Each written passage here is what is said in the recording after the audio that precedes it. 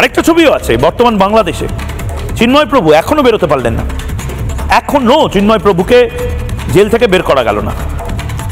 চিন্ময় প্রভুর কারাবাস চলতেই থাকছে।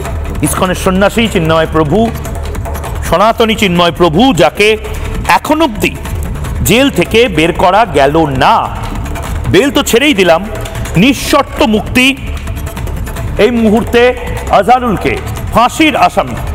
ভাবতে পারছেন এই আজমল কাসাব বা ইয়াকুব মেনন বা যে সমস্ত সন্ত্রাসবাদীরা ভারতে যাদের ফাঁসি দেওয়া হয়েছে, হঠাৎ করে একদিন শুনলেন যে আজমল কাসাবকে নিঃশর্ত মুক্তি দেওয়া হলো, ফাঁসির জায়গায় নিঃশর্ত মুক্তি।